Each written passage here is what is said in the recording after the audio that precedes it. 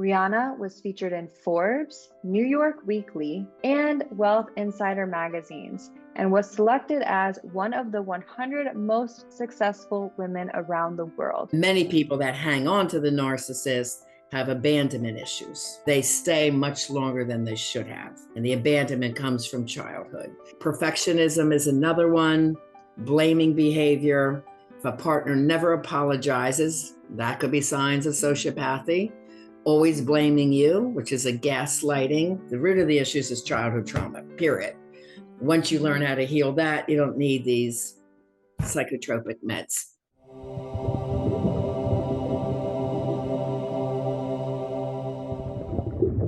In this episode, I'm joined by Riana Milne. Riana was featured in Forbes, New York Weekly, Disrupt, Influencer Daily, Women's Journal, and Wealth Insider magazines, and was selected as one of the 100 most successful women around the world by the Global Trade Chamber.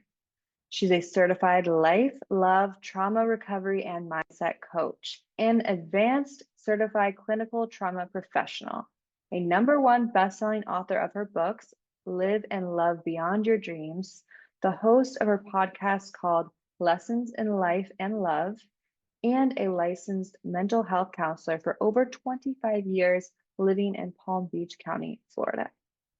Riana specializes in helping adults overcome both childhood and love relationship trauma using telemedicine for counseling in Florida and coaching globally to create the life they desire and to have the love they deserve using her Mindset for Success system. Enjoy this interview with Riana Milne. Why do some people keep attracting toxic partners? We call that RRS, Relationship Repetition Syndrome, which is a very frustrating cycle to be in. And it comes up two ways. One, you keep attracting the same type of narcissistic, toxic personality over and over again. Even though, like in between partners, you read 100 self-help books, you swear you'll get it different next time, but you still attract the same type of person. Or two, you break up and get back together with the same person. Your conscious mind knows this person is not good for you, but then the subconscious craves whatever love that you're getting from this person more than the pain, right? So the subconscious is in control in those situations. And the research shows that the breakup and get back together happens about 7 times until the healthier partner says, I've had it, I can't do this anymore. So why does that happen? Because their childhood trauma is not healed.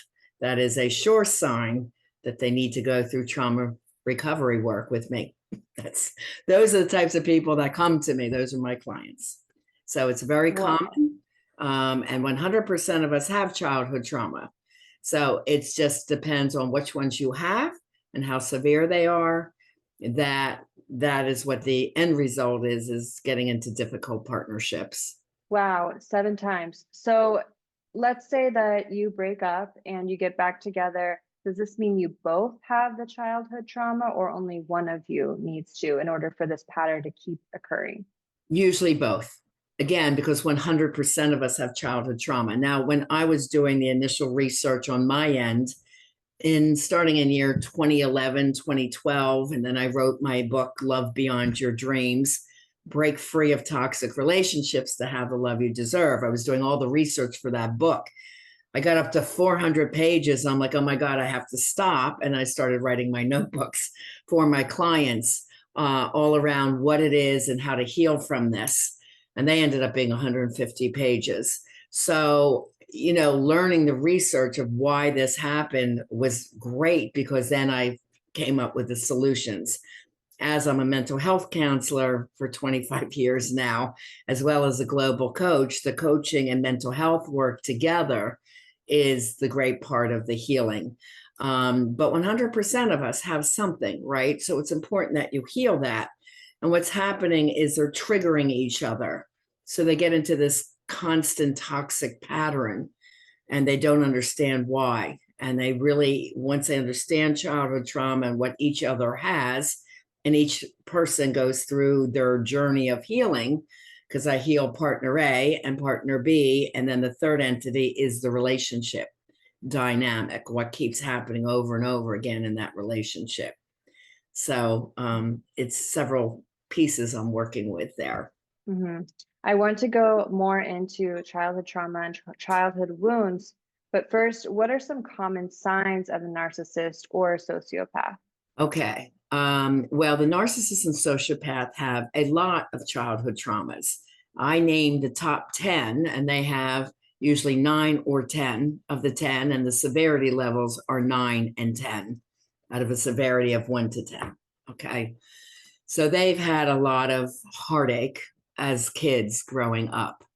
The sociopath, to understand who they are, is using another for pleasure, profit, or lifestyle advancement. And they have no remorse. They will never apologize. Right. So this sociopath is actually worse than the narcissist. When we're talking about, and this is a whole different show, girl. This is another easy hour of what is a narcissist and what is a sociopath. So I'm just going to hit it a little bit. But there's like 10 different types of narcissists, from a very kind narcissist to covert, which is the worst type, the manipulative type. And they are just more very self-centered people, that they do things for themselves and not for the other. So they're a very difficult person to work with. If we throw in borderline personality on top of it, which many of them have, and usually the anti-personality profile is part of the sociopath and narcissist, then we're getting a lot more complicated into that personality type. And the borderline, to describe that, is someone, when they're good, they're great. When they're bad, they're horrid. And the partner never knows what they're going to get. It's like walking on eggshells, because the borderline will explode at the stupidest, littlest thing where nobody else would get upset over. And that's a very hard person to love. So if we have some of these mental health issues on top of the toxic patterns and the childhood patterns, these are all the different things I have to look at and heal within that person. So there's a lot going on. The other difficult personality that many of them have is bipolar, which is manic depressive. So depression shows up as sadness, extreme emotional checking out, or depression. And a manic phase could be something like a spending spree to make you feel good. And then once you get the bills for 3 months, you're depressed because you can't afford to pay for it.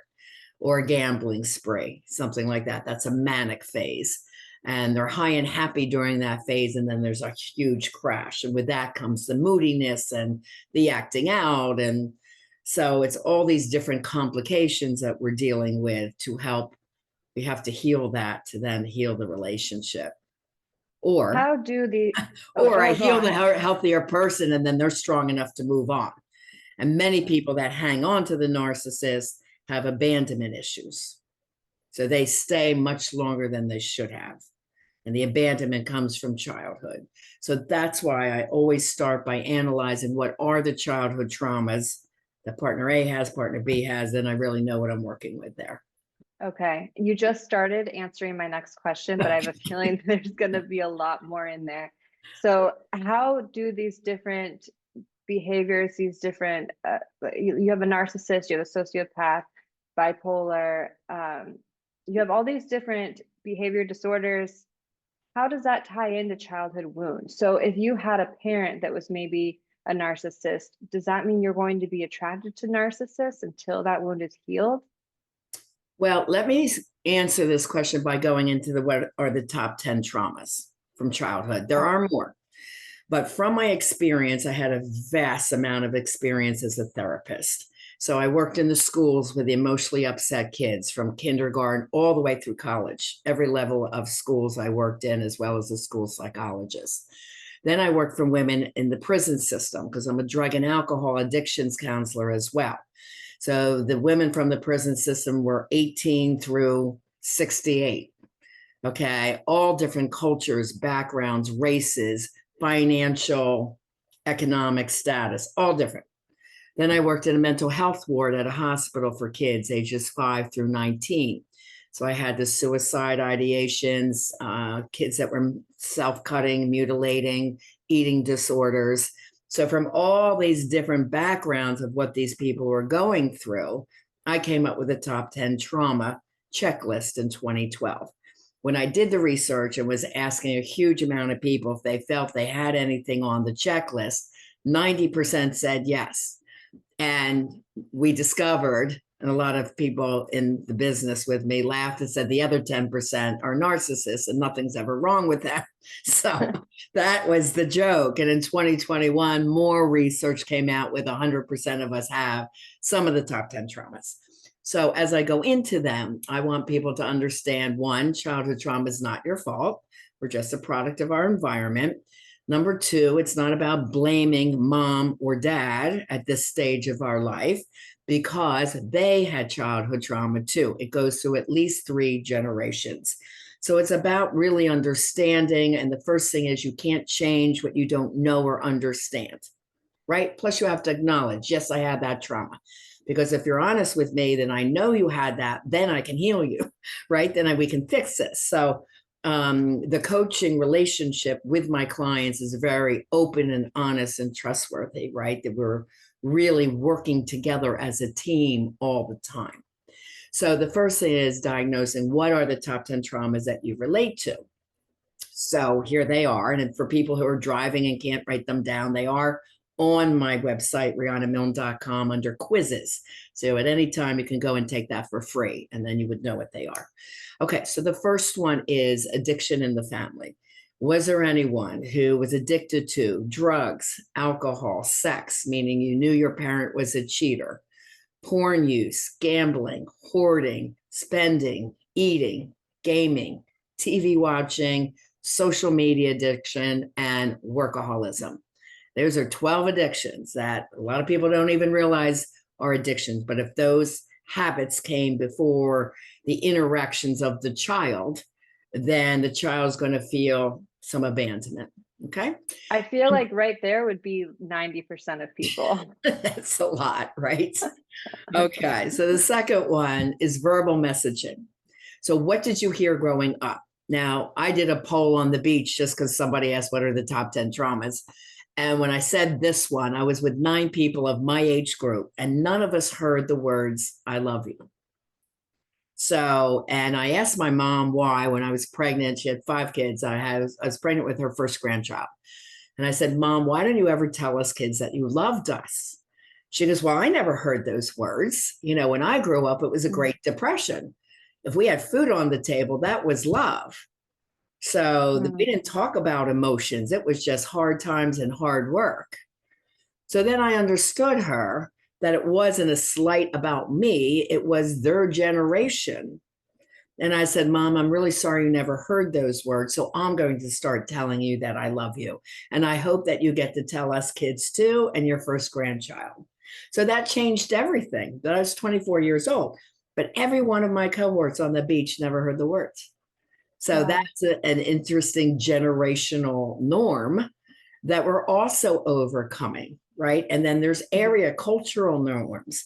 And then areas like that. I grew up in Philly. Okay. So we're very expressive and passionate people. And I had a couple in my office. She was a South Philly Italian woman who I had a ton of friends that are very demonstrative, right? And outgoing. And he was a quiet Midwestern guy. And his main complaint was she's yelling at me all the time. And she goes, what do you mean? I'm not yelling at you. And that's her normal speech. So that's an area norm. You see, so we have to look at all these patterns that you grew up with, and we have to start changing them. It's really interesting. So that's number 2, verbal messaging. That also means, are you hearing, if you, like me, I did my best time in swimming. She says, well, it's still not as good as so-and-so. So when you feel and you hear those messages, it's still not good enough, or you look heavy in that, change your clothes, those kinds of messages stay with you. That was me. I had a parent, I would come home with 100% on a test. Why didn't you get the extra credit? Oh my gosh, really? Yeah. I mean, what you hear as verbal messaging really stays with us. That's a big one, number two. Okay, number three is emotional abuse or neglect. Most all of us know that.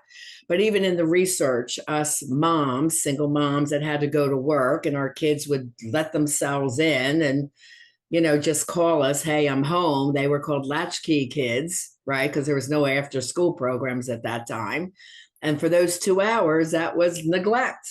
But we were working to earn the money to feed our children, right? So that's, like I said, we have to look at, it's not about blame. It's about, okay, what happened to try to raise the family at that time period. Okay, so the next one is any physical abuse, rape, or molestation. And that, again, could have been inside or outside of the home. These are childhood experiences, right? So it's not just about the family. An example of that is I had a beautiful African-American young woman in my office. And she goes, my family was ideal. I can't even think of any things that happened. But in school, I was the only African American in all Caucasian school, and I felt very different and excluded. I didn't feel good enough, right? So these are the type of experiences that could have been in school or in the home. Okay, next one is abandonment. And I have two types, fault and no fault abandonment. So no fault abandonment means that your parent might have died early, or they were deployed for war and they had to be away to serve for our country. Or another one is that they might have traveled to support the family and they were not there very often. Okay. Fault abandonment is never being involved in your child's life or being involved until there was a divorce or breakup. And then you rarely saw the child, or there's a lot of broken promises. Yeah, I'll pick you up at this time. And it didn't happen. It was canceled, whatever. Or even when the parent's in the home, but they're not relating to the child. And when I had an office in New Jersey, I worked with a lot of kids when I was in the school. And I heard so many kids say, yeah, when I'm with my dad, I don't even want to be there because all he does is sit and watch football. And I'm in my room on my computer and I'm bored to death, and that's a kid that felt neglected because dad's football game was more important than him and doing something of quality time, right? So there's all different types. We call that a fault abandonment. That it was dad's fault. He should have been off the television. Okay. The next one is were you adopted, part of foster care, or had to go live in another person's home because your parents couldn't afford to keep you there. Even if it was a grandma or an aunt, it's still being displaced from the main home. Number 7 is personal trauma. And a lot of people can relate to that, just feeling different in some way. I was very skinny and gawky, so I was considered like a nerd, and I was bullied for that until I got into modeling and working with entertainers, and that saved me. That was really cool. And then it could be you might have been the chubby child and teased for that, or identified as ADHD and had to go to special classes. I know working in the schools, a lot of kids felt really different and that they didn't fit in or they were bullied. I was the anti-bullying teacher, coach, and counselor there actually, and taught character ed. But the schools need a lot of help with mental health. And it was sad that there was 12 of us mental health counselors under a special grant, and then we were all laid off. And I hate to see all the school shootings today, but that person should be the first person hired in a school. Every school should have their mental health counselor, which is called a SAC, student assistance counselor within the school, because the kids need it. Okay, after that is sibling trauma. And that's if your sibling was considered the golden child, the favored one. So the better student, more attractive, more vivacious, outgoing, the favored one. Or your sibling bullied you, or they might have been born with some physical challenge, and instead then they needed more attention from mom and dad. Okay, and you felt slighted because of that. All right, the next one, number 9, has 2 categories. Number 11 had to be moved down after I made this list, and that was community trauma, because now community trauma is one of our biggest ones. COVID is a community trauma. our mass shootings, our school shootings, our Mother Nature events, our floods, fires, hurricanes that are wiping out large communities. This has become rampant since I did my list in 2011 and 2012. So it's very sad to see, but it is quite devastating and causes a lot of trauma within people. And it affects the family. That's part B of 9. So other family trauma would be growing up in a dangerous neighborhood, hearing a lot of lack messages like we don't have the money for groceries or the heat bill. So you feel like you're always poor. I remember my family, my dad was away a lot because he was FBI, CIA, which we did not know. And then when he came home Sunday night, there was always a fight about, I don't have enough money for these 5 kids. You're not leaving me enough. And where are you? And it's like, it was craziness because he was working to support the family, but obviously didn't leave enough every week. It was the lack messages. So that was a big one I had to overcome. So it's anything that's gone on within the family. If a parent was incarcerated, that's also a trauma, of course. And then the next one is 10, is growing up with a difficult parent who had anxiety, depression, borderline personality, or bipolar, because the kids are always going to be, impacted by that. So those are the top 10 traumas that I name. First question that came to mind, what if a child is passed back and forth, like their parents split up when the child was maybe a baby or just very young? What would that fall under? Because they don't really know what's going on, but they know 1 week they're with mom, 1 week they're with dad, and that's normalized to them. And I know someone that's in this position, and I just wonder, like, when she gets older, what is she going to have to work Yeah. through? Because it Yeah, feels very traumatic every time she has to leave a parent and she doesn't want to. exactly. I mean, that's feelings of abandonment, when you have to leave one parent. Yes, they get used to it. Yes, it becomes normalized, but it's not easy on the children, to have to go through divorce and custody. I mean, I divorced my kid's father when they were young, but there was a lot of toxic things going on there. And actually, they were better off when they were with me. It was a very safe, loving, proactive environment, right? I was teaching them a lot of mindset work, and we'd have really a lot of quality time together on the weekends. Even though as a working mom, I had to, and not only support them but pay the child support because the father lied about his income, and he also stole 200,000 from my mother. So for me, that was the last straw, of course, and I had to work 5 jobs to pay my mom back, and it took 16 years, but I did it because that's integrity, doing the right things. And it wasn't easy on them. But when we did have time together, it was quality time. I always made sure we had vacation and travel time. So they grew up with a love of travel and the arts. I made sure the arts were in their life. And, so everybody does the best that they know how when they are parents. And the most important thing is making your kids feel safe and loved, and being very open and honest with them as you're raising them. So you can only do the best that you can on your side of that situation if you're divorced and a single parent. One quote that plays on repeat in my mind, whether I'm trying to give grace to myself or understand others, is everybody does the best that they can with what they're given. Yeah, it's true. Yeah. Yeah. Let's go back to love. Sorry, go ahead. Most people. Yeah, most people. Remember, we have those people in society that just care about themselves. Yes. Right. And we did, okay, so going back to love life, we did talk about how some people who have not healed these childhood traumas will attract these toxic partners, break up, get together again, patterns like that. How else does this childhood trauma affect a person's love life if they don't heal it? Okay, so there's certain ways that this shows up. So let's go into what they are. There's a lot of combinations, like 24 or more. So these are some of the basic ones. Okay. If you are jealous over your partner, this lack of trust, It's because you don't feel good enough. You feel, that was probably your verbal messages and your personal trauma have not been healed. So anything regarding jealousy where, you think your partner will leave you, you don't feel good enough, pretty enough, this or that, then again, you could be attracting partners that are cheating on you. And if you are, that is their character and you got to get out of that.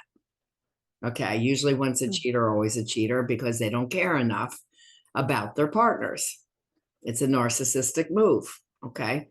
Impulsivity. If you're very impulsive with your choices, that can destroy your relationship. Let's say a couple is married and the man wants a shiny sports car and he says, screw it, I'm buying it, whether she wants me to have it or not, takes it home. And for years, they're suffering financially with this large car payment. That's an impulsive move. That's going to hurt the relationship and the family. A lot that women do is called people pleasing. And that is overdoing for your partner. Can't say no. This leads to a lot of anger and resentment. If you don't feel good enough, you're always trying to people please and it becomes exhausting. If you had abandonment issues, you may be looking for attention outside of the relationship. With couples, if the woman says, no, I don't feel sexual tonight, the guy might go on and flirt with a waitress or someone else just to get attention to build his male ego. And this can happen in reverse too. Okay. But that's what happens with abandonment. You're clingy. You have anxiety when your partner's out of town. You worry, are they cheating on me if they're traveling for business? All of that can happen. Anger. If you grew up with a lot of yelling in the household, you would tend to be a yeller.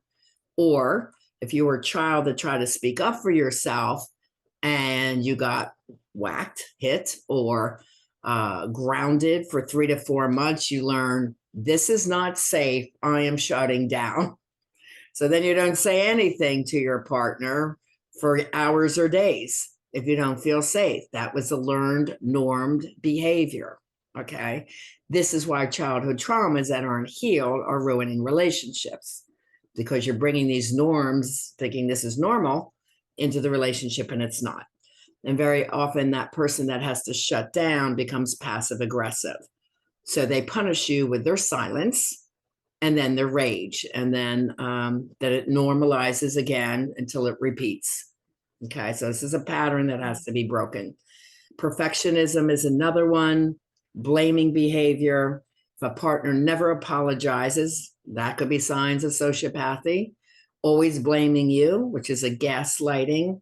Well, you did this, and they convince you you're wrong or this and that. It's like, no, that's not true. You have to stand up for yourself, which we call empowered communication, which I have to teach all my clients to stand up for themselves and speak for themselves, but with kindness and without getting into yelling and debating. It's a skill that nobody has taught us.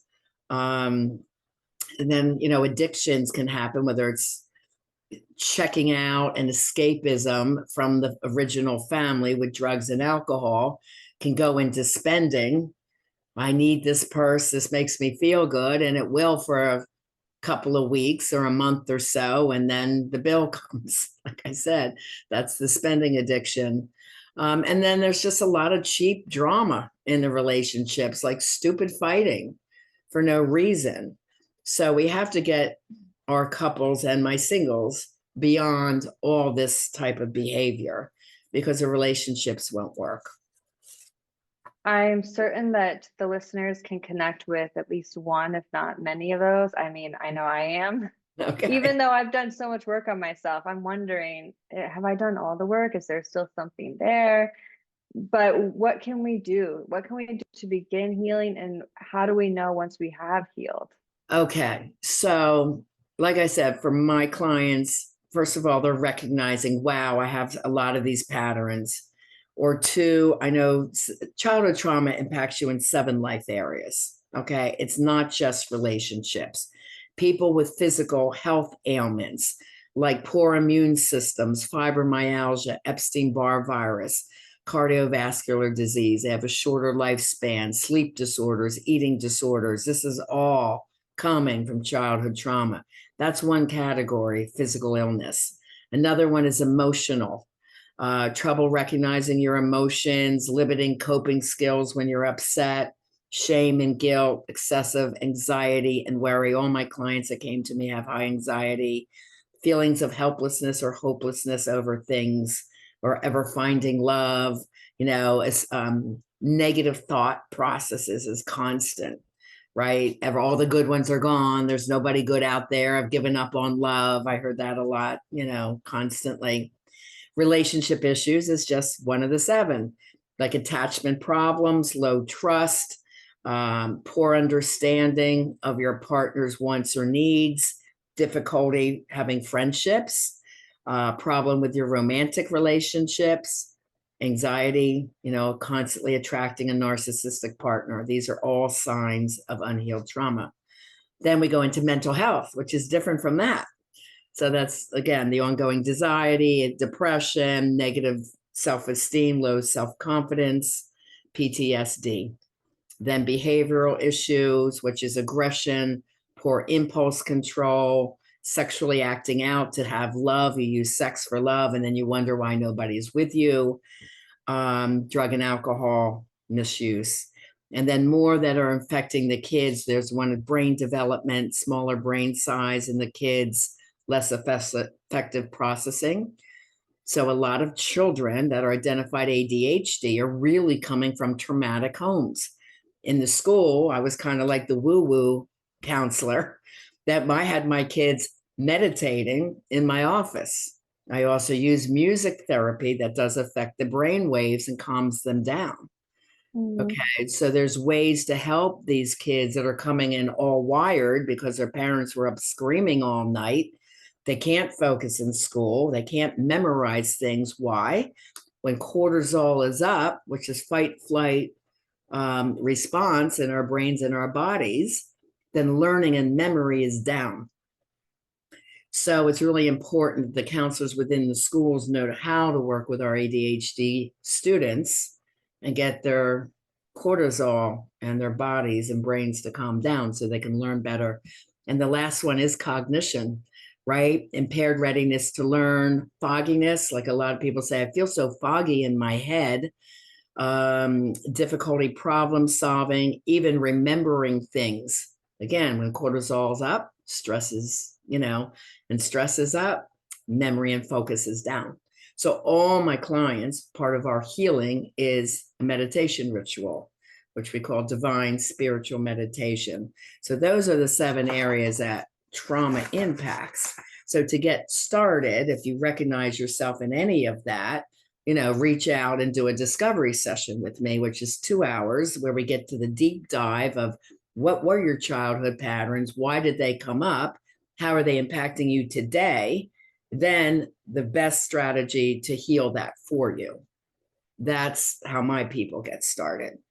It is not a quick fix because you might be coming to me with 25 years or 50 years of trauma and relationships that haven't been working. It's okay. My oldest client came to me at 83. I would say, let's just heal this before your life keeps getting more traumatic, right? Let's heal this. So you're going to move forward with a whole different outlook about your life. That's the important thing. So I work with 16 and up by computer only, and I work globally. So that's how my clients start healing. We do a lot of mindset work, totally changing what the brain is thinking about, what you do, because, your brain is the first thing. What you think about comes about, right? So if you are having negative thoughts like, no one will ever date me, everybody, all the good ones are taken, I can't find love. Well, what you think about will come true for you. So my clients don't even go out to date, my singles, until we've healed all that, all that trauma, all that negative thinking. So the mindset is imperative. Then we do spirituality, faith-based work, not religion, spirituality. That's who you are 24/7 and the image and energy you present to the world. super important because you have to love yourself to be lovable, right? If you go out negative and angry and in debt looking for someone to save you, they're going to be repelled by that. If you know you got a lot of self-love and it's like, I love myself, I love my work, my kids and I are great, everything is healed, you feel great about love. There's still going to be challenges, but we handle challenges totally different with this mindset. Okay, so this happened, let's just deal with it. Here's an example. When COVID came, and in America, they said, okay, for 30 days, you got to stay inside. Well, I can guarantee 95% of the people were bitching and moaning, wait, I can't go to work. I can't drive here. I can't do this. I can't do that. My first thought is, wow, I got 30 days. What can I do? I can write 2 more books. I've written 13. And so I wrote one on anti-anxiety and happiness beyond your dreams, both over 100 pages. So our thought is, okay, cool. I don't have to go out on the weekends. I have more time where I can focus on a project I've had on my to-do list. This is great, you know. So that's the difference of good mindset. Okay, we always say, what can we do? And that's kind of always how we focus our day. We wake up with goals for the day, and we have goals for the week, goals for the month. And when we set those goals up, that's how we keep succeeding and growing in life. And to grow is exciting. And I remember, I love Tony Robbins. He's one of my mentors. And he had a quote, if you're not growing, you're dying. And it's true. People are bored with themselves, their life, their patterns, their relationships. You have to learn to keep growing and learning new things so you're excited about life, right? So there's a lot of different holistic things. I do vitamin therapy. None of my people are on, so you know, these drugs that are supposed to stop anxiety and depression. They're just band-aids. They're not getting to the root of the issues. The root of the issues is childhood trauma, period. Once you learn how to heal that, you don't need these psychotropic meds. So, I mean, I'm really a firm believer on that because all my clients are just on vitamins that I recommend for them. And we are into nutrition. You know, the foods that we eat are part of the healing, getting away from the sugars and the bad foods, the packaged foods, the chemicals. Everything is holistic, mind, body, spirit. So that is part of, you know, the healing and, you know, understanding and learning. We make them totally consciously aware. So before they do anything, speak, write, text, anything, there's 5 things that their brain automatically asks. Is this good for me, the woman or man? Is this good for the one I love? Is this action or words good for my kids and extended families? Is it good for my reputation in the job or in the community? If in doubt, go without. Doing it, saying it, writing it, texting it, and think a little bit longer on that. So, like you know, this is part of conscious awareness that all my people learn on lesson 1. You know, so that we're stopping the bad behaviors. Is this good for me? No, I shouldn't drink so much. Okay, I want to stop. So yeah, there's a lot of different tools that I use. That's just a couple of them. There's so much. I know we're barely scratching the surface because, I mean, everything that you've done, all the books you've written, I mean, we could go on for hours. I do have 2 closing questions for you. But before I ask them, where would you like the listeners to go to learn more, to be able to book the discovery call? I know you mentioned your website, rianamilne.com, which will be in the description. Okay, that's the best place to go. When you're there, there's a free ebook on the top, How to Have the Love I Deserve. Get that. The 4 free love tests. One is the childhood trauma checklist. And if you're in a couple, make sure you do the red flags checklist. See how many red flags are in the relationship. But there's 4 there for you. My podcast is Lessons in Life and Love. You can get access through the website or on my YouTube channel. I have 350 audios and videos. I'm really into education and teaching and doing more research and bringing more information out. So the website is always being added to. And that's usually the best place to start, riannamilne.com. I also have free book chapter downloads of my #1 best-selling books, Live and Love Beyond Your Dreams. So help yourself to all those free resources. Beautiful. And Rihanna, what is your #1 health tip? So that could be nutrition and diet, physical, emotional, spiritual, just the one piece of advice that you would like everyone to know. Well, my slogan is now is the time to create the life you desire and have the love you deserve. And you can do both. And I just hate to see people wait and stay in suffering and unhappiness. It's not necessary. Take the action to change your life holistically, mind, body, spirit. Don't use any band-aids. They're not necessary. When you get a system like this, you'll never go backwards. So many of my people, when they graduate, they say, oh my God, why did I wait so long to be truly happy and to have joy in my life? There is a lot of mess going on in our world. There's no doubt about that. But when you have personal happiness and success and joy, you still create the life that you desire, despite this stuff going on around us, right? So we all have been through trauma. It's nothing to be ashamed about. It's something to say, I can empower myself to love differently, live differently, work differently, and have the life I truly desire. That's the #1 tip I would say. I love that message. Thank you so much for all of the work that you do. I support it so much. Obviously, everything that I talk about and teach about also has to do with getting to the root cause. Yeah. And that is energetic, it's subconscious, it's buried deep within us, and it affects everything. That's where, like you were saying, all of our physical symptoms come from. And you really got to get in there. And I love everything that you're doing. So I really Thank appreciate you. you Thank you sharing it. so much. And I really appreciate me coming on to your show and sharing with our listeners, the power that they have within themselves. You do that work too, Jessica. So God bless you and your work, and keep that going strong for yourselves and all the people that you're helping. It's fabulous. Thank you. I have one last final question for Sure. you. And you get to choose a number 1 through 100, and it will correlate to a personal question. Okay. One of my lucky numbers is 24. Is this a What's tarot the card reading? I wish I could do that. What's the hardest habit you've ever had to break and why? Hmm. I'm really conscious about not having any habits or addictions.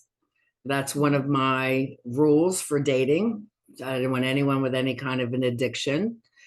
Um, I would say probably the hardest thing I always have to be mindful about is working long hours and making sure that I schedule in enough fun. But I did just get off of a disco cruise and was dancing till 3 a.m. with my fiance, Chris. So we had a blast and we signed up for next year. So it's like, because I love my work, I put in a lot of hours. So I have to be mindful about that workaholism due to my childhood programming of it wasn't good enough. And that's where workaholism comes from. So just being mindful about it. But when you understand where these habits have come from, it's easy to be conscious about it and say, that's enough, or now I take Fridays off, or it's a writing day. So you learn to work around those childhood norms and patterns so that they don't become bad habits, right? Mhm. So Mhm. that would be my Good. answer. Thank you, Rihanna. This has been a pleasure. I admire you. I admire your work. Make sure you check out the description and all the links. And thank you for listening. Thank you so much.